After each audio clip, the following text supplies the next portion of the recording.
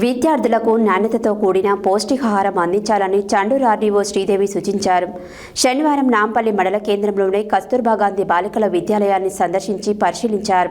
ఈ సందర్భంగా ఆమె మాట్లాడుతూ, వసతి గృహంలో విద్యార్థులకు ఎప్పటికప్పుడు నాణ్యతతో కూడిన పౌష్టికాహారం అందించాలని కస్తూర్బా గాంధీ బాలికల విద్యాలయ ప్రత్యేక అధికారిని అరుణను ఆదేశించారు. విద్యార్థులకు నాణ్యతతో కూడిన పౌష్టికాహారం అందించాలని చండూరు ఆర్డీఓ శ్రీదేవి సూచించారు. శనివారం నాంపల్లి మండల కేంద్రంలోని కస్తూర్బా గాంధీ బాలికల విద్యాలయాన్ని సందర్శించి పరిశీలించారు.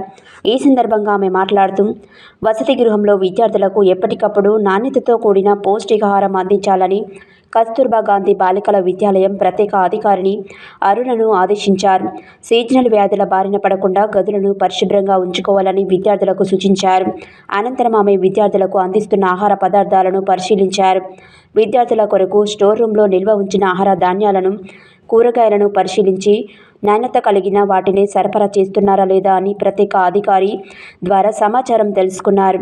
విద్యార్థులకు అందించాల్సిన మెనూలో అవకతవకలు జరగకుండా చూసుకోవాలని, తగిన నాణ్యత ప్రమాణాలు పాటించాలన్నారు.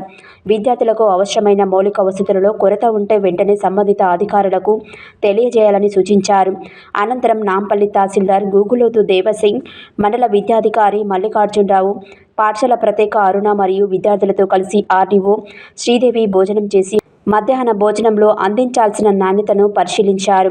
ఈ కార్యక్రమంలో చండూరు ఆర్డీఓ శ్రీదేవి, నాంపల్లి తహసీల్దార్ గూగులోతు దేవసింగ్, మండల విద్యాధికారి మల్లికార్జునరావు, కస్తూర్బా పాఠశాల ప్రత్యేక అధికారిని అరుణ, ఉపాధ్యాయులు లలితావాణి, విద్యార్థులు తదితరులు పాల్గొన్నారు.